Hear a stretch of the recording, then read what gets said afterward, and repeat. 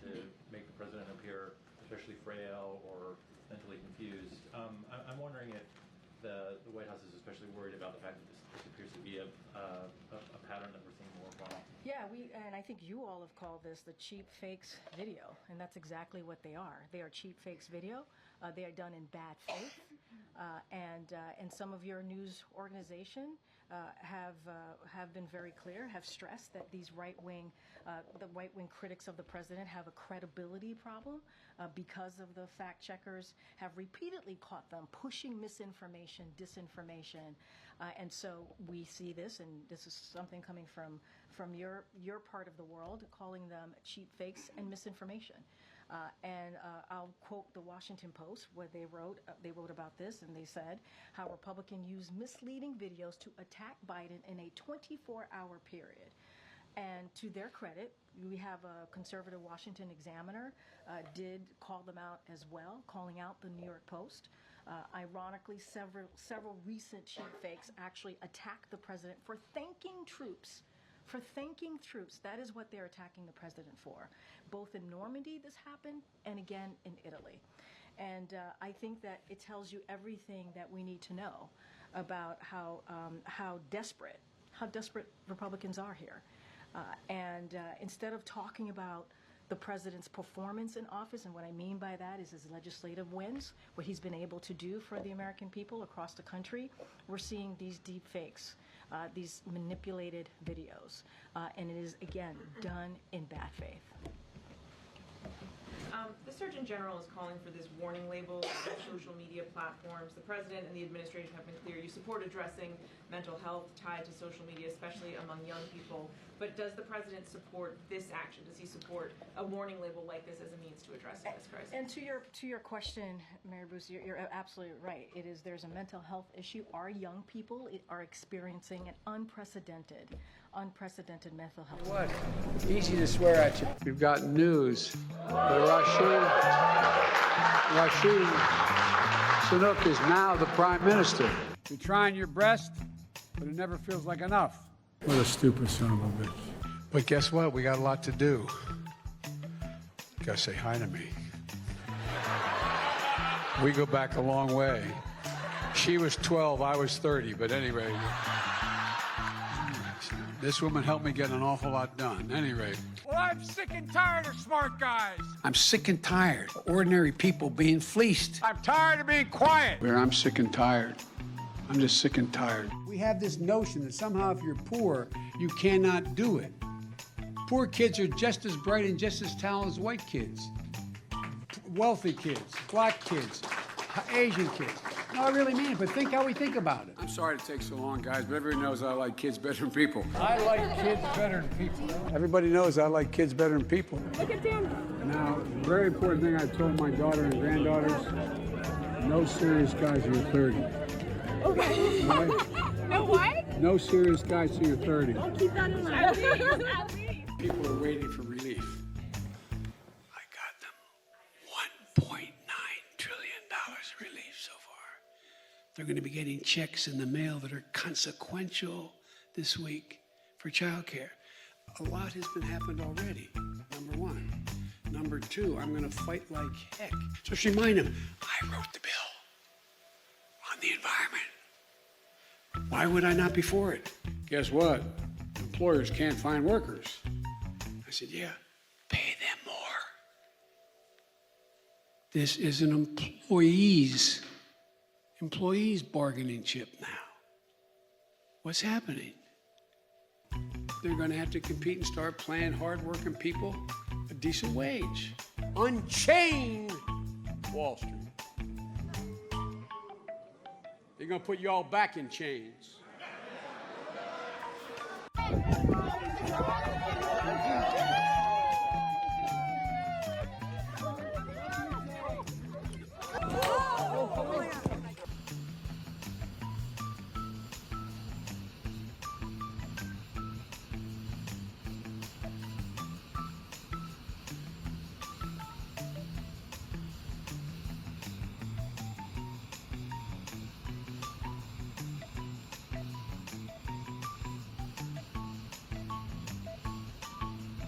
Thank you, Mr. Vice President. I think you know how much it means to me to have you swear me in today, and I thank you. Trust and confidence. I've got a lot of thanks to give out here. First and foremost to my perfect wife, Stephanie, my wonderful son, Will, and my daughter, Ava, already mentioned. And you guys can sit in the edge or what, if you I don't want you to have to stand all along, but it's up to you. By the way, he gave me permission to touch him, all right? Why don't you sit in the room? Expand your capacity is through the partnership that we have, the federal and state government, along with local governments. This issue is ongoing each year, as we have discussed. It gets worse. It affects real people. Thank you, Boris. And I want to thank that fellow down under. Thank you very much, pal. Appreciate it, Mr. Prime Minister.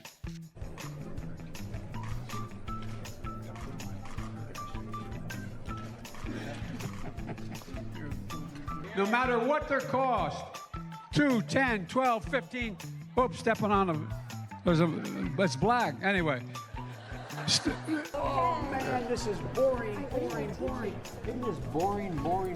Charlie, this is boring. Come on. I call on you to commit to concrete actions to stop the destruction of this magnificent planet. This conference is one of the most important meetings in history. On behalf of we, the 15, I ask you. Please welcome the Prime Minister of Italy, Mario Draghi.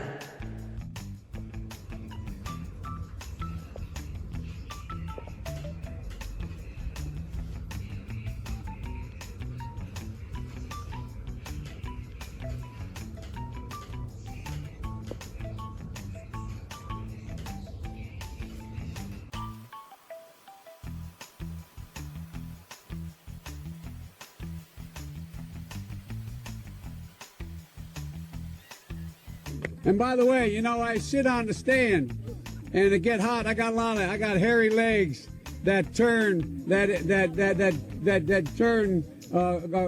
blonde in the sun. And the kids used to come up and reach in the pool and rub my leg down so it was straight, and then watch the hair come back up again. They'd look at it. So I learned about roaches. I learned about kids jumping on my lap. And I've loved kids jumping on my lap.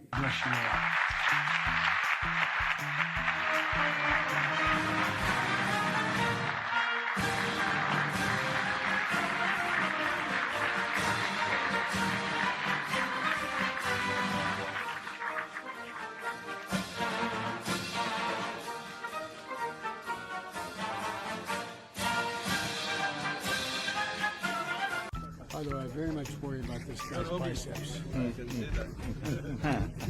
His biceps are big as my calves. Look at this. There's a man. I hope we're on the same side. He's Russian. I don't care who he is.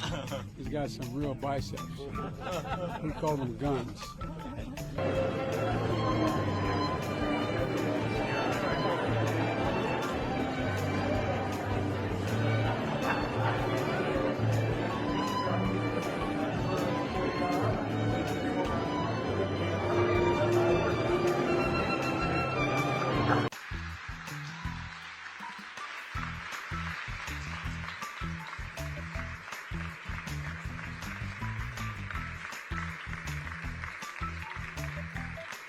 Mr. President, thank you. At the end of such a momentous event, the word thank you seems kind of inadequate. On the steps we've taken, he said, and I quote, "The combination of private enterprise and government working together has been really successful." He went on to say, all the way through the supply chain, there's a lot of innovation. Because of the actions we've taken, things have begun to change. End of quote. In the past 3 weeks, the number of containers sitting on docks, we're going to seize their yachts, their luxury homes, and other ill-begotten gains of Putin's kleptocracy. Kleptocracy. And the guys who are the kleptocracies. We're live here with Priest Glenn Cotten from the Ecumenical Order of Christ. Thanks for being on the show, brother. Oh, thanks for having me. Appreciate it. Yeah, no problem. I'm Cardinal Clark Isaac, also with the Ecumenical Order of Christ. This topic is, it's unfortunate. It's something to laugh about, but this guy is supposed to be the president of the United States. And we're seeing him go through later stages of dementia, it seems. Yeah, it's a truly sad situation. The fact that this man should be hospitalized at home with his loved ones right now, being taken care of properly, and he's put in the highest position he could possibly be in the United States government, running this country. And that's the joke right there. That is the joke, yeah. That he's supposed to be running the country. Exactly. So don't feel bad for laughing at that video, because that's how ridiculous the United States government is right now. That they would put such a person as a figurehead, and the American people seem to tolerate it. Well, I think they're trying to convince the American people of this outrageous lie that they are trying to push, trying to convince us that this man is sane enough to carry the nuclear code, sane enough to run our government. And we can see what's happening with the United States government right now. The whole country is falling apart. Everything from live gunfire in the streets in broad daylight, to looting, to the economy falling, to the border being wide open. It goes on and on and on. It frustrates me to see this, and to see how America is falling apart at the hands of the Democratic Party. They're just allowing this to happen. Like I say, this man needs to be at home, being taken care of. What really is sad is that the Democratic Party is propping this man up and forcing people, or trying to force people, to believe in this lie. They really think the American people are stupid, but everybody can see right through what's going on. Yeah, we've heard Biden say things like, "If you don't vote for me, you're not black." Oh, absolutely. The man is totally racist. he expects black people to be that stupid to believe that. Unfortunately, a great amount believed that and went along with it anyways, and still voted for him. Yeah.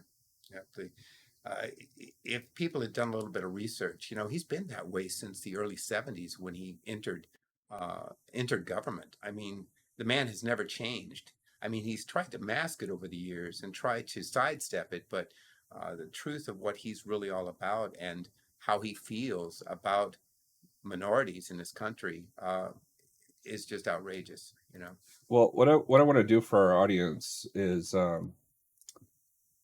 bring up what you and I were discussing before the show. Sure. About the stages of dementia that it's most apparent that he's going through right now. Absolutely. So the audience can see what's on our screen here. True, and it's already been said that most commentators are believing that he's already entered stage 5, and that's serious when you get to that level. So I'm going to give a brief overview of what those stages are. The first stage is normal outward behavior, no dementia at all. Quality of life, no impact. That's the normal everyday person. They're not showing any signs of dementia. You wouldn't even know it. Mm-hmm.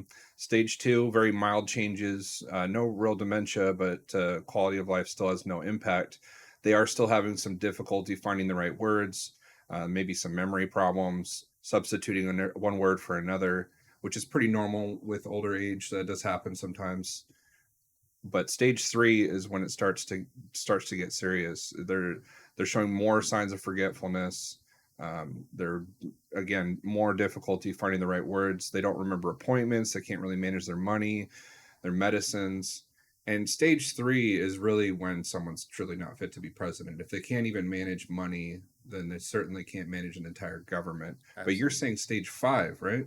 That's what some of the commentators are already expressing. Okay, so stage 4 is the same things but much worse, and they're unable to have knowledge of recent events is what's added to that. Like, they're things that happened very recently aren't in their memory as much, and they don't have the same ease with problem solving. Now, stage 5, this is what we should really get into here. This is what they're saying is he's in stage 5, right? That's what they believe, yes. So personality changes, mood swings, repeating the same things over and over Well, again. we already know that he has outbursts that are not seen on camera. This is stuff that goes on in the White House. You know, he's had outbursts and tantrums and fits that he goes through.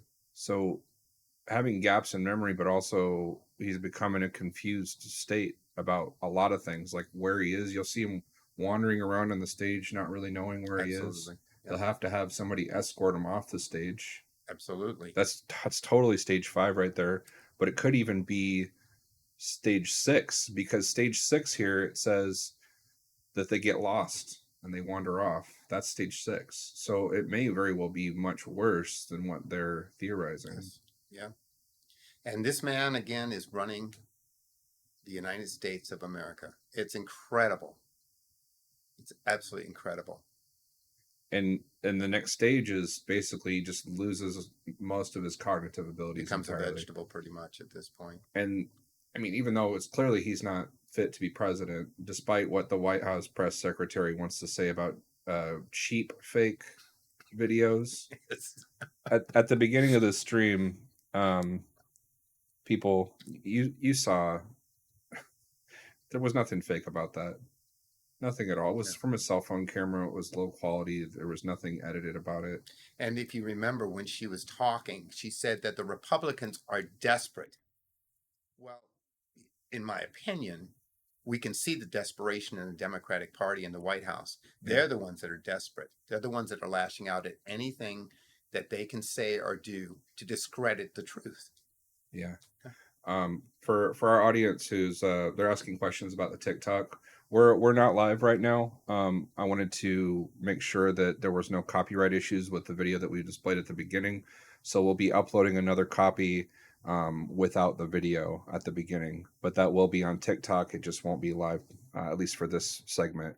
But we are live on Facebook, YouTube, VK, and Twitch, so please follow those links. So what's going to happen next? I mean, if Biden can't be president, he's clearly in mental decline. Who's next? Our glorious vice president, Kamala. Oh, wow. So Kamala Harris. I don't know if anybody wants her to be president. You know, it just goes from bad to worse. I mean, what are our options here, you know? I don't know what to say. She's been a lousy vice president. You know she has. She hasn't done anything. And she has a horrible record as a prosecutor.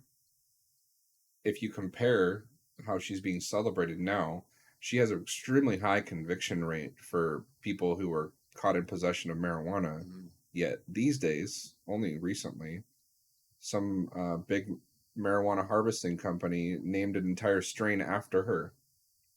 Yeah, there's rumor that she's a user. So she's a hypocrite, essentially. Absolutely. And to this point, she really doesn't even get it that she is a hypocrite, or doesn't care. Well, she doesn't care about anything really. She's in a position, more or less, to just be in the position, just to be a face, to say that I'm a vice president. She was given a task to go and be the border czar. I mean, we can see how that's fallen apart. She's never gone down to the border and actually done anything in the job that she was expected to do. She's a total waste of taxpayer money. I want to talk about America looking like a big joke would be if they had that cackling woman as the president. All she does is laughs about everything, even serious questions. Sure. She makes a joke out of it because she doesn't have anything intelligent to say. But don't interrupt her when she's talking. Oh, my goodness, she'll put you in your place in a second. There was a heckler the other day that said something to her, and she specifically got up to him and said, "I'm doing the talking now. I'm doing the talking." In other words, you shut up when I talk, regardless whether I have anything pertinent to say or not. Oh, yeah. And if a president can't tolerate someone exercising their First Amendment rights, what hope is there for that country. Sure, absolutely, absolutely. We've done some Bible code research on some very specific dates coming up. One of which is in July 5th, actually. But the code also, essentially, in more simplistic terms, does talk about July of 2024. And I think it's really important that we talk about it here, because it does have some important terms, including the name Harris in it. And because of President Biden's mental decline, it's very possible that we will soon have a President Harris. And people, you can see on the screen here that this is a Torah code about July 2024. Now we scroll down and we see these extra terms here, these additional terms. You see the word for Harris showing up here in the code. Yeah, that's eye-opening. She is actually in there for July. Yep. And it says things like vixen, which really describes her in her private life too. Alteration, modification, turnover, change, altering, transforming.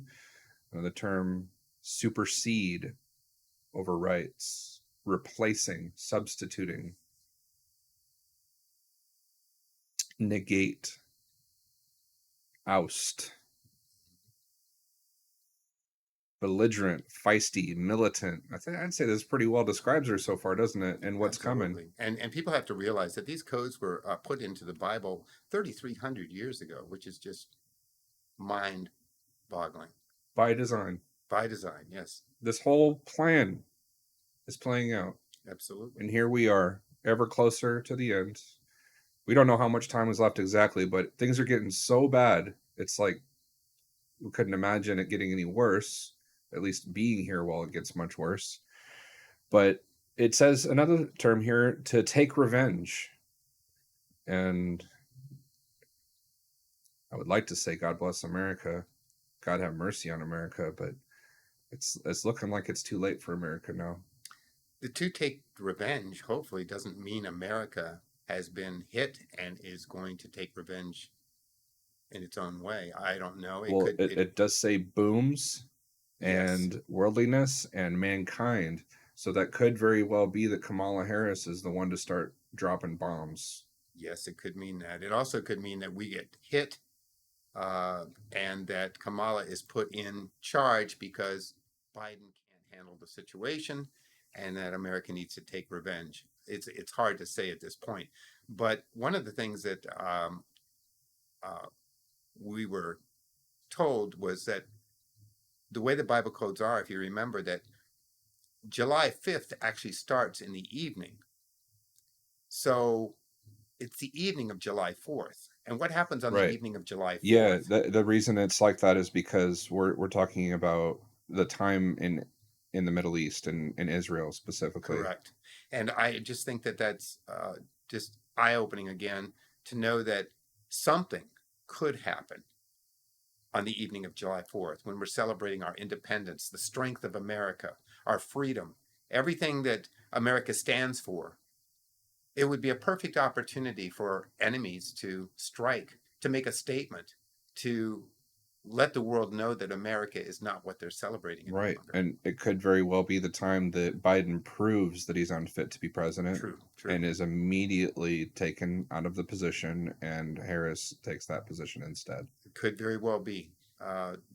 Like I say, these codes are very eye-opening and very intriguing to see this. But something seems to be going on, or will be a great change for the month of July for America.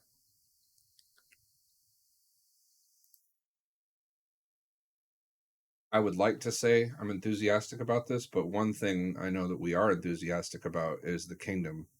The kingdom's coming soon. Yes.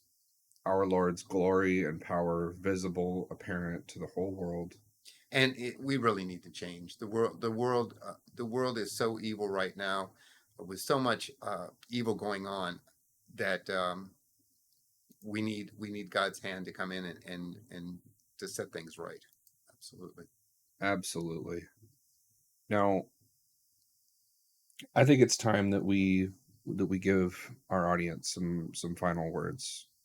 And if you have any message to give to them before we end this show today, what would you say to particularly to the people of America? Well, I would tell the people of America to not be fooled by false doctrines and what you've been taught.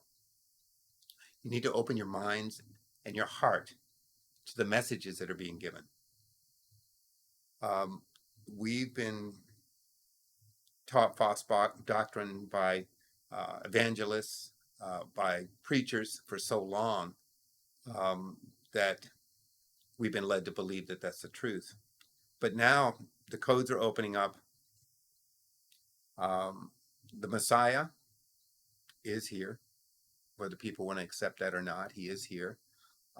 Just like he came 2,000 years ago when he was a man walking on the earth. He's that same man right now walking on the earth. And he's looking for people who are true in the heart and true followers to be with him. And if you look around, 8 billion people in this world, only a handful, just like 2,000 years ago, are accepting him as the Messiah. And it's a real shame because it's this false doctrine that they've been taught where they won't accept him. Mm-hmm. You know, they believe in the great deception. You know what that's all about, right? Yeah, well, we've taught about that recently on this show. And to recap a bit, the great deception is in fact it's formed from a spirit of Antichrist within people to believe this false doctrine. Now, a lot of Christians who were brought up to believe this false doctrine you're referring to, they're not aware of what the Great Deception actually is. They expect the Great Deception to come from a particular Antichrist figure, but they don't realize that the Great Deception actually comes from a spirit of Antichrist already within them. And all they have to do is Google the Great Deception. It's out there. Just read it. It simply says that the people of the earth are expecting this Antichrist figure to come into power, and that Christ will arrive later. And that's just the opposite of the truth. The Christ will arrive first. And people will think that the Christ that has arrived is the Antichrist. And thus, they lose their salvation because they've accepted, they have accepted their belief that the Antichrist comes first, and they have accused falsely the Messiah of being the Antichrist. And that's where we're at today. Yes. That's where we've been at for the last 12 years. And we can't say this is going to go on much longer. Yeah. It's not for us to decide the day or the hour, people, but look at the signs. We are near the time of the end. Well, brother, thank you for being here on the show with me. Thanks for having me. I appreciate it. I hope to have you on again next week. Well, we'll definitely make a point of doing that. I love the fact that you've got a great production set up here. You've done a great job. Thanks. I'm hoping that this word gets out to many people and they start watching the stream, because it's very, very important that the truth gets out there. And my hat's off to you. God bless you for what you're doing. And I just think that you should continue to keep doing this and getting the truth out there to more and more people. It's very important. It means a lot to me. May God bless you too, brother. Thank you. And may God bless all of our audience. Thank you for joining us. May God bless your family and your friends, and the blessings that you impart onto them by sharing these truths. Again, thank you for joining us. This is The Council. I'm Cardinal Clark Isaac, joined by Priest Glenn Cotten. May God bless in Lord Rail's name. Amen.